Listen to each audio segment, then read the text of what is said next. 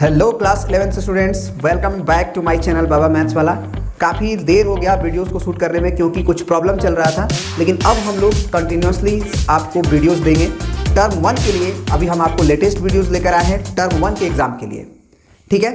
तो चलिए अब हम लोग क्लास 11th का टर्म 1 पेपर जो होने वाला है उसके लिए टोटल टाइप्स ऑफ MCQs, मतलब इस वीडियोज़ में आप टोटल टाइप्स ऑफ MCQs को करेंगे। हर तरह का क्वेश्चंस जो आपके टर्म 1 में पूछ रहा है, ठीक है। तो चलिए बिना देर किए हुए शुरू करते हैं हम लोग क्वेश्चंस को। पहला क्वेश्चन में आप देख रहे होंगे लिखा है कि इफ ऑर्डर पेयर के रूप में लिखा है a/4, a - 2b is equal to 0, 6 + b, then the value of a and b is, ठीक है। तो दो ऑर्डर्ड पेयर इक्वल कब होते हैं? दो ऑर्डर्ड पेयर इक्वल तब होते हैं जब उसका फर्स्ट एलिमेंट के इक्वल हो और सेकेंड एलिमेंट के इक्वल हो। तो यहाँ पे हम कह सकते हैं कि a/4 जो होगा वो 0 के इक्वल होगा, a/4 जो होगा वो 0 के इक्वल होगा। और जो सेकेंड एलिमेंट है वो है आपका a - 2b, वो इक्वल होगा 6 + b के, ठीक है। तो यहाँ से हम कह सकते हैं कि a का वैल्यू क्या आ जाएगा, अगर 4 को उधर भेजे तो 0 से इंटू होगा, तो a का वैल्यू 0 हो गया। और यहाँ पे अगर a का वैल्यू 0 हो चुका है तो यहाँ डाल सकते हैं, तो 0 - 2b is equal to 6 + b। तो यहाँ से हम क्या कह सकते हैं, b का वैल्यू आपका, अगर हम b को आरएचएस में भेज दें तो हमारा हो जाएगा इधर 0 और उधर हो जाएगा 3b और +6 को इधर भेजो, है ना। यानी कि आप कह सकते हो ना कि 3b + 3b is equal to -6। तो b का वैल्यू हो जाएगा 3 × 2 = 6 यानी कि -2। तो इसका मतलब इन्होंने पूछा है कि find the value of a and b। तो पहले a होना चाहिए फिर b होना चाहिए, तो a का वैल्यू 0 और b का वैल्यू -2। दिस इज द यार करेक्ट आंसर, यानी कि option number a is the correct answer. Next question कह रहा है कि given set in the roster form. ये आपको सेट बिल्डर फॉर्म दिया हुआ है और इसी क्वेश्चन का जो सेट बिल्डर फॉर्म दिया हुआ है उसका हमको बनाना है रोस्टर फॉर्म। तो सबसे पहले सेट बिल्डर फॉर्म को देखिए क्या दिया हुआ है। इसमें दिया हुआ कि x such that x² is equal to x and x belongs to real. अब यहाँ पे कहानी क्या है इसको समझने की कोशिश कीजिएगा। क्या होता है, x, ये जो b सेट लिखा हुआ है वो x का है, x सेट का सेट है, लेकिन वो x कैसा है इसके बारे में बताता है सच दैट के बाद। x ऐसा है, x सच दैट का मतलब x ऐसा है कि x² is equal to x नियम का पालन कर रहा है, साथ ही साथ x रियल आ रहा है। तो अब जरा सोचो कि x² बराबर x नियम का पालन करेगा तो होगा क्या। एक्चुअल में यहाँ से बच्चे x को काट देते हैं और ये कहते हैं कि एक x कट गया तो x बराबर 1 आंसर होगा। दिस इज द रॉन्ग, ये गलत प्रोसीजर है, बिकॉज ऑफ कि इससे रूट्स का लॉस होता है। आप इसको काटो मत क्योंकि x 0 भी हो सकता है, और अगर x 0 होगा तो 0 इज इक्वल टू 0 इसका सोल्यूशन है। तो इस क्वेश्चन में जब वेरिएबल को नहीं काट सकते हैं, हमेशा याद रखना वेरिएबल को वेरिएबल से नहीं काट सकते हैं, तो इसको क्या करो आप LHS में खींचो, तो x² - x is equal to 0 होगा। तो यहाँ से आप x कॉमन ले लो और ये बन जाएगा x - 1, ठीक है, और इज इक्वल टू 0। तो यहाँ से एक रूट आएगा, यहाँ से x इक्वल टू 0 और यहाँ से आएगा x इज इक्वल टू 1, है ना। तो x is equal to 0 and 1, यही आपका रोस्टर फॉर्म है। तो ये option number D is the correct answer. तो यहाँ पे तुम्हें ये समझना था कि इसको क्यों नहीं काट सकते हैं, क्योंकि x बराबर जो 0 सोल्यूशन आ रहा है जो कि हम डालेंगे इसमें, तो 0 बराबर 0 होगा, वो छूट जाता है। इसीलिए कभी भी LHS से RHS में अगर वेरिएबल अगर कट रहा है डायरेक्टली इनटू में तो नहीं काट सकते। हाँ, घटाव में कटे तो कटेंगे, माइनस+ में कटे तो काटेंगे, 0 कर देंगे, लेकिन अगर इनटू में कट रहा है तो उसे नहीं काट सकते हैं, ठीक है। अब आते हैं नेक्स्ट क्वेश्चन की तरफ। अब देखिए नेक्स्ट क्वेश्चन कह रहा है कि the mean deviation from the mean of the set of observation -1, 0 and 4। यानी कि आपको जो ऑब्जर्वेशन दिया है वो दिया है -1, 0 एंड 4। ये 3 ऑब्जर्वेशन है और इसी 3 ऑब्जर्वेशंस के अबाउट हमें क्या करना है, mean deviation from the mean of the set of observation. तो आपको फार्मूला मालूम होना चाहिए मीन डेविएशन अबाउट मीन का। मीन डेविएशन अबाउट मीन का फार्मूला होता है सिग्मा xi - x बार का मॉड और डिवाइडेड बाई टोटल ऑब्जर्वेशन, यानी कि n कह सकते हो। तो यहाँ पे जो x बार होता है वो मीन होता है, यहाँ पे जो x बार होता है वो मीन होता है। तो x बार का मतलब मीन है, तो मीन का मतलब हुआ कि -1 + 0 + 4 divided by 3। Total number of observation, तो ये 4 में से गया 3 हुआ, 3/3 1 हुआ, यानी कि x बार का मतलब हो गया 1। तो अब जरा सोचो कि ये 1 को क्या करना है, xi माइनस x बार। xi माइनस x बार का मतलब हुआ कि पहले में से आप इस 1 को घटाएं और मॉड लेना है, ठीक है, और फिर 0 में से आप 1 घटाएं क्योंकि आपका x बार ही घटाना है, फिर प्लस लिखें और फिर 4 घटाएं, यानी कि xi का मतलब आप बारी बारी से इसको डालते हैं, यानी कि -1 फिर -1 ऐसे करेंगे, मॉड लेंगे, फिर प्लस, फिर xi की जगह पे हम क्या डालेंगे, फिर से 0 डालेंगे, मॉड लिखेंगे, फिर माइनस x बार का मतलब 1 होगा, फिर मॉड लेंगे, फिर प्लस, क्योंकि सिग्मा का मतलब यही होता है प्लस। फिर आगे जब चलेंगे तो यहाँ पे हम डालेंगे 4 और -1 का मॉड और डिवाइडेड बाई 3, क्योंकि टोटल ऑब्जर्वेशन आपका 3 ही है। तो यहाँ से क्या आ जाएगा आंसर, तो यहाँ हो जाएगा -2, यहाँ हो जाएगा सॉरी -2 का मॉड ले रहे हैं तो +2 हो जाएगा, ये +1 हो जाएगा, और ये 4 में से गया तो ये +3 हो जाएगा, तो डिवाइडेड बाई 3, तो 3 और 1 4, 4 और 2 6, 6/3 यानी कि 2, यानी कि मीन डेविएशन अबाउट मीन जो होगा वो 2 होगा, यानी कि option number D is the correct answer. अब आते हैं क्वेश्चन नंबर 4 पे। चलिए, तो नेक्स्ट क्वेश्चन क्या कह रहा है कि if u is equal to 1 2 3 4 5 6 7 8 9 and a is equal to 1 2 3 5 and b is equal to 2 4 6 7 and c is equal to 2 3 4 8, then b union c। तो b यूनियन c अगर पूछा है तो बाद बाकी u और a देखने की ज़रूरत ही नहीं है, बस b को देखें और c को देखें। तो b यूनियन c में हम ये देखते हैं कि b और c के सारे एलिमेंट आ जाएं, कोई भी चीज़ छूटना नहीं चाहिए। तो सबसे पहले क्या कर लो, आप 2 ले लो, यहाँ से देख रहे हो 2 4 6 7 तो पहले ले ही लो, 2 4 6 7। उसके बाद देखो कि इसमें से कोई और एलिमेंट है जो c में से ले सकते हैं जो b में नहीं हो। 2 ले चुके हैं, रहने देंगे क्योंकि एक बार आ चुका है। 3 नहीं लिए हैं, 3 डाल देंगे इसमें, तो 2,3 कर दो, 4 पहले से है, 8 ले लो फिर से। तो ये हो गया कंप्लीट 2, 3, 4, 6, 7, 8, यानी कि आप कह सकते हो 2 3, option number B is the correct, 2 3 4 6 7 8। ठीक है, अब आते हैं नेक्स्ट क्वेश्चन नंबर 5 पे।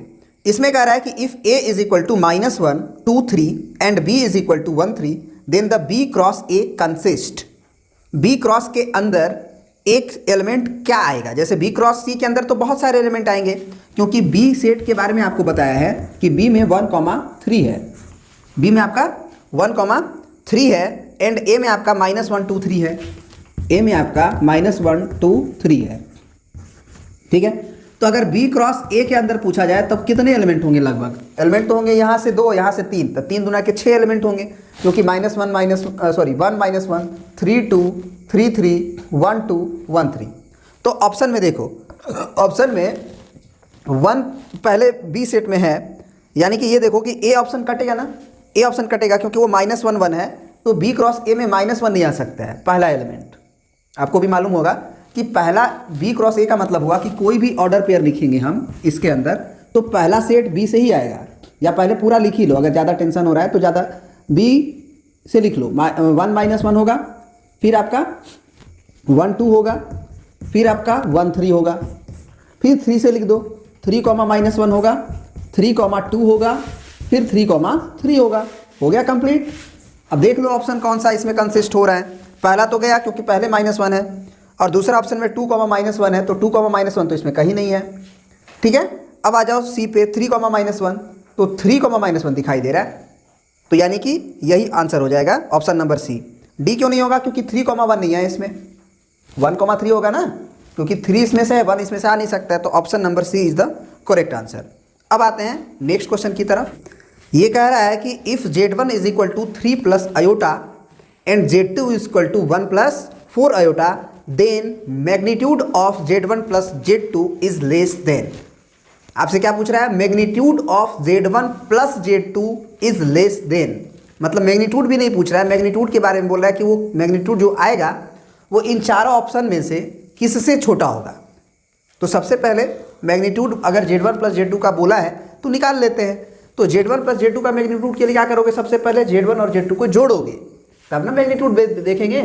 तो z1 + z2 को अगर जोड़ा जाएगा तो ये हो जाएगा 3 और 1 4, क्योंकि इमेजनरी पार्ट को इमेजनरी के साथ जोड़ते हैं और रियल पार्ट को रियल के साथ जोड़ते हैं। तो यानी कि 4 + 5 आयोटा। और अगर इसका मैग्नीट्यूड की बात की जाए तो Z1 + Z2 का जो मैग्नीट्यूड होगा वो होगा √4 का स्क्वायर + 5 का स्क्वायर, यानी कि 4 4 जा 16 और ये हो जाएगा 25। तो 25 और 16 को जोड़ा जाएगा तो 25 6 31 10 41, तो 41 का अंडर रूट। अब 41 का अंडर रूट किससे कम होगा ये पूछ रहा है। तो निश्चित रूप से यहाँ पे ये देखो कि 41 का जो अंडर रूट है, अगर हम इसको √49 माने कुछ देर के लिए, तो यानी कि 49 का मतलब हो गया 7, तो 49 से तो 41 कम है ना। √41 का वैल्यू और √49 का वैल्यू में कौन बड़ा है? √49। तो अगर 49 होता तो 7 होता, 49 होता तो 7 होता। तो हम ये बोल सकते हैं कि ये जो नंबर आएगा अंडर मतलब 41, वो निश्चित रूप से 7.40 से तो कम होगा। ये कन्फर्म है, ये कन्फर्म है। अब क्वेश्चन उठता है ये कि क्या ये वैल्यू 6.10 से कम होगा, क्योंकि 6.10 हो गया, 6.38 हो गया। इन सब को देखने के लिए आप ये सोचो कि √49 में और √36 में कंपेयर किया जाए, क्योंकि 36 और 49 दोनों अगर एक साथ सोचा जाए तो 36 के बाहर आएगा 6 और इसके बाहर आएगा 7, तो 6 और 7 है ये, तो इसीलिए 36 सोच रहे हैं। तो निश्चित रूप से √49 जो है वो 6 से तो ज़्यादा होगा। अंडर रूट जो 49 है 41 है वो 6 से ज़्यादा होगा, क्योंकि √36 में √41 में अगर कंपेयर किया जाए तो √41 ज़्यादा है, तो 6 से ज़्यादा होगा। ठीक है, तो 6 से अगर ज़्यादा होगा तो 6.38 है, 6.10 है, यानी कि ये तो ऐसे ही कट गया। लेकिन देखो साफ तौर पे ये दिख रहा है कि 7.40 से तो कम होगा, क्योंकि 7 को क्रॉस तो नहीं कर सकता है ना। तो इसमें थोड़ा सा ऐसे भी छोड़ सकता है, बिकॉज ऑफ कि 4 में से एक ही ऑप्शन सही होता है, 4 में से 3 ऑप्शन थोड़ी सही हो सकता है, तो ये करेक्ट जाएगा, यानी कि ऑप्शन नंबर डी ही होगा। ठीक है ना। चलो अब बढ़ते हैं हम लोग नेक्स्ट क्वेश्चन की तरफ। अब देखिए नेक्स्ट क्वेश्चन में कह रहा है कि mean deviation about median for the data, आपके सामने ये डाटा लिखे गए हैं 3 9 5 3 12 10 18 4 7 19 21। ये जो डाटा दिया गया है इस डाटा का क्या निकालना है, क्या निकालना है आपको? Mean deviation about median, mean deviation about median. तो सबसे पहले आपको मीडियन निकालना होगा, और मीन डेविएशन अबाउट मीडियन का पहले आपको फार्मूला लिख देते हैं ताकि आपके एक दिमाग में पिक्चर बन जाए। मीन डेविएशन अबाउट मीडियन का फार्मूला होता है सिग्मा xi माइनस यहाँ पे मीडियन होता है और मॉड और divided by total number of observation. तो जितने भी ऑब्जर्वेशन ये होंगे 1 2 3 4 5 ऐसे गिन के हम लोग को लिख देना है। तो सबसे पहले xi जो होता है वो यही सारे एलिमेंट होते हैं, और मीडियन आपको निकालना पड़ेगा और बार बार से हर एक एलिमेंट में से घटा के जोड़ना होगा। तो जो करना होगा उसके लिए सबसे पहले हमको मीडियन की जरूरत पड़ेगी। तो देखिए मीडियन के लिए हमको क्या करना होगा कि सबसे पहले डाटा को अरेंजिंग करना होगा असेंडिंग ऑर्डर में या डिसेंडिंग ऑर्डर में। तो सबसे पहले सबसे छोटा डाटा कौन है? हमें तो 3 नज़र आ रहा है, आपको भी नज़र आना चाहिए। तो ये 3, लगा दिए। फिर 3 के बाद आपका सबसे कम डाटा 4 है, फिर आपका 5 है, तो 4 5 फिर पहले टिक भी कर दो, 4 5 हो गया। फिर 6 तो है नहीं, 7 है तो 7 लिख दो, ठीक है, 7 पे टिक कर दो। 8 है क्या? तो 8 भी नहीं दिखाई दे रहा है, 9 दिखाई दे रहा है, 9 लिख दो, 9 पे टिक कर दो। 9 के बाद 10 दिखाई दे रहा है, 10 पे टिक कर दो, ठीक है। और 10 हो गया, अब 11 तो दिखाई नहीं दे रहा तो 12 पे टिक करो, ये हो गया 12। फिर 12 के बाद तुम्हें टिक करना होगा, 12 के बाद आपको डायरेक्ट टिक करना होगा 18 पे, फिर 18 हो गया, 19 हो गया और 21 हो गया। इस तरह से हम लोग कंप्लीट टिक कर चुके हैं, ठीक है। तो आप सबसे पहले क्या कर लो, गिन लो, डाटा को गिन लो। 1 2 3 4 5 6 7 8 9 10 11, 1 2 3 4 5 6 7 9 10 11, मतलब टोटल ऑब्जर्वेशन हम लिख चुके हैं। अब जरा सोचो कि मीडियन का मतलब क्या होता है। मीडियन का मतलब होता है कि ठीक बीच वाला एलिमेंट आफ्टर अरेंजिंग असेंडिंग और डिसेंडिंग ऑर्डर। तो ठीक बीच वाला देखो, 2 इधर से छोड़े, 2 इधर से छोड़ो, 2 इधर से छोड़े, 2 इधर से छोड़ो, 1 इधर से छोड़े, 1 इधर से छोड़ो, बीच में यही हुआ। क्यों? क्योंकि 1 2 3 4 5 छठवां पोजीशन पे इधर से भी, 1 2 3 4 5 छठवां पोजीशन इधर से भी, यानी कि इसमें कैपिटल M का जो वैल्यू हुआ वो 9 आया।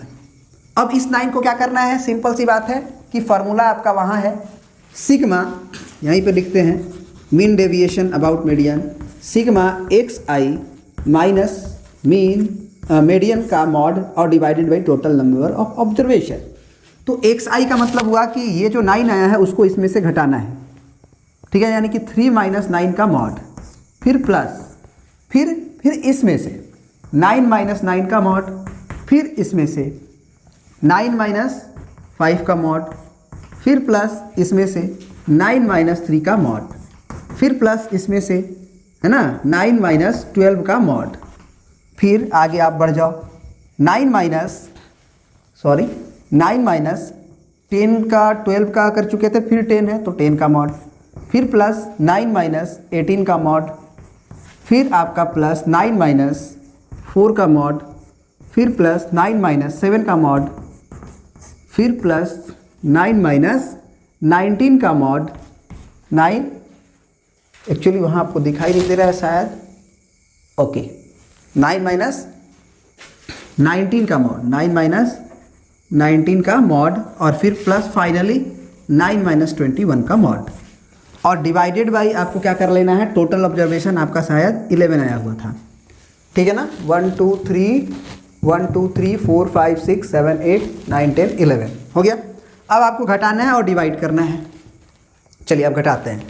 9 में से 3 गया 6 और माइनस से आएगा, लेकिन मॉड है तो 6 हो जाएगा, प्लस ये हो जाएगा 0, फिर प्लस 9 में से 5 गया तो 4, फिर प्लस 9 में से 3 गया 6, फिर प्लस 9 में से 12 गया आपका, तो 9 3 12 होता है तो 3, मॉड लगा हुआ है तो माइनस का टेंशन नहीं लेना है, ये 1, फिर यहाँ से आपका 18 में से 9 तो 9 दूना 18 होता है तो ये 9 हो जाएगा, ये 1 था अब 9 हो जाएगा, फिर प्लस आपका 9 में से 4 गया तो 5 हो जाएगा, फिर 9 में से 7 गया 2 हो जाएगा, ठीक है, फिर 9 में से 19 जाएगा तो ये 10 हो जाएगा, है ना, 9 और 10 19, फिर 9 में से 21 जाएगा तो आपका कितना हो जाएगा, 9 1 10 और यानी कि 11, ठीक है ना, 9 और 1 10 और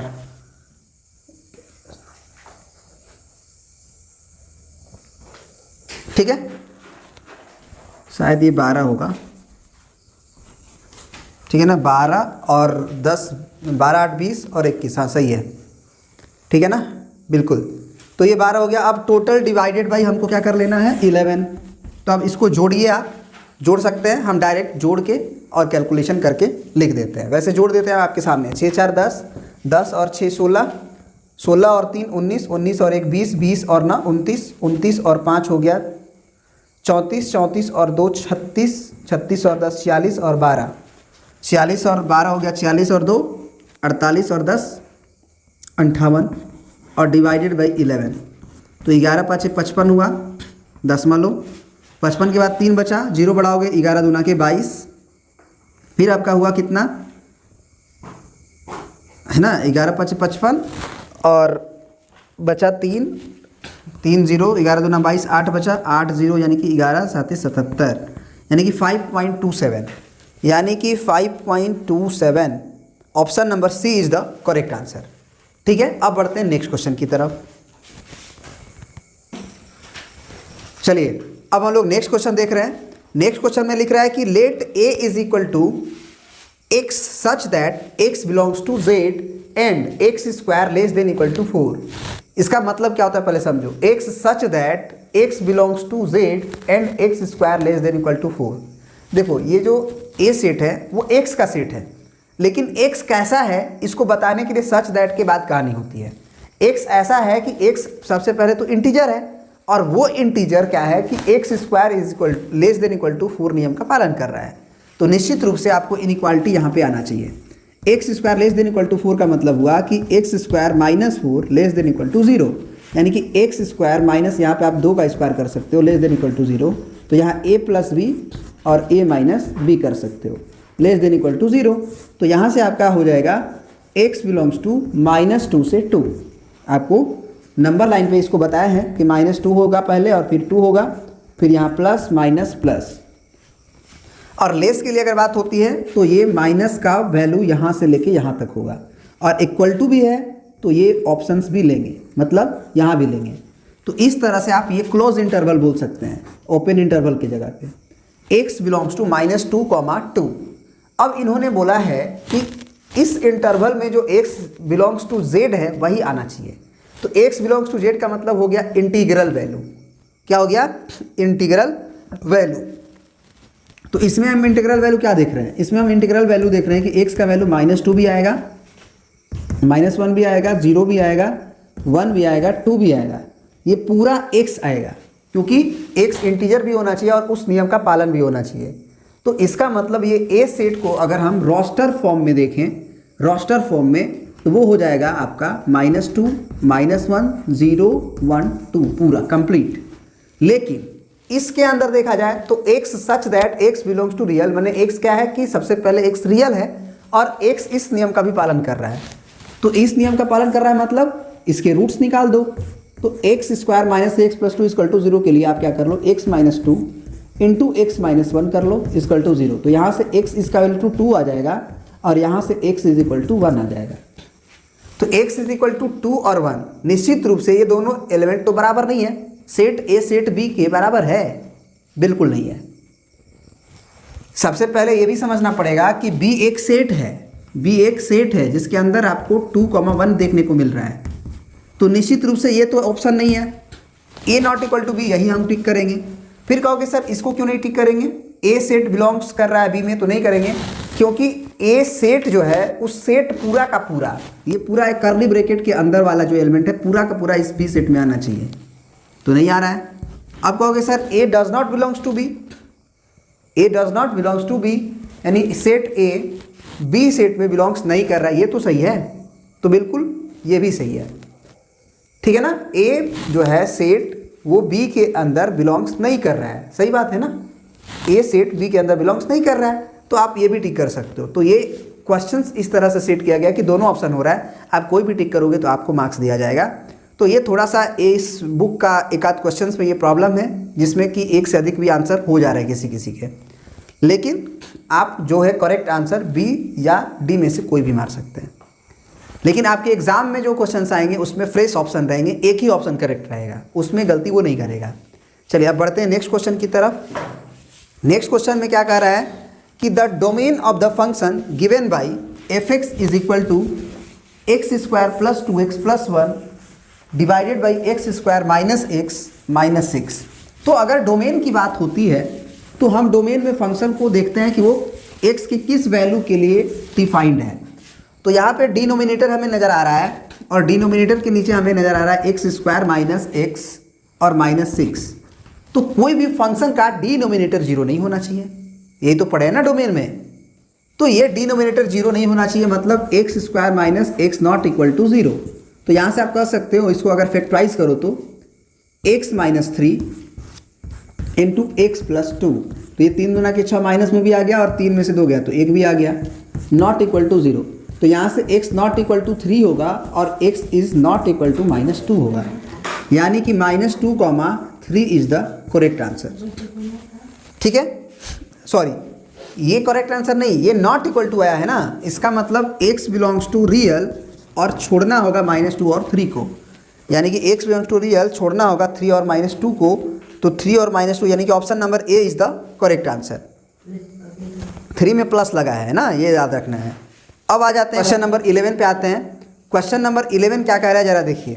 क्वेश्चन नंबर 11 कह रहा है कि identify the null set from the following, है ना, फ्रॉम द फॉलोइंग। आपको जो आई दिया हुआ है उसमें लिखा है कि x such that x is a natural number and x is less than 5 and x is greater than 7, this is null set.